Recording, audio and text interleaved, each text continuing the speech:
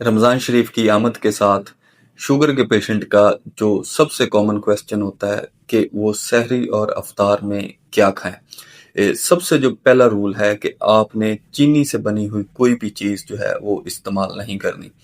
सहरी में आप एक रोटी बनवाएं जो प्योर गंदम की हो, मैदे की नहीं, ना उसमें नान हो या कोई भी किसी किस्म का मैदा इस्तेमाल ना हो, सिर्फ प्योर गंदम की रोटी हो।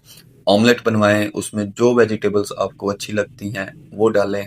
आप दही का इस्तेमाल करें, साथ में कोई फ्रूट खाएं और एक गिलास दूध का पी लें, तो आपकी चाय से भी जान छूट जाएगी। अफ्तार में आप एक खजूर खाएं, अगर आपका बहुत ज्यादा दिल करता है तो आप दो खजूरें खाएं, दूध के साथ उसको रोजा अफ्तार करें आप।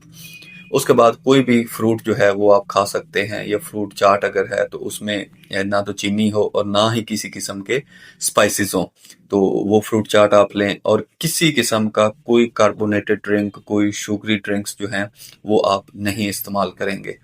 अगर आप पकौड़े या समोसे के ज़्यादा शौकीन हैं तो टेस्ट बदलने के लिए एक आधा पकौड़ा जो है उसका इस्तेमाल करें। अपनी नमाज पढ़ें, नमाज के आधे पौने घंटे बाद इशा से पहले आप अपना रात का खाना खाएं और तरावी लाजमी पढ़ें।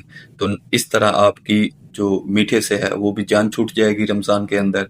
आपकी एक आदत बन जाएगी मीठे से दूर रहने की, जो आपको शुगर कंट्रोल में और वज़न को कम करने में बहुत ज़्यादा मददगार साबित होगी। बहुत शुक्रिया।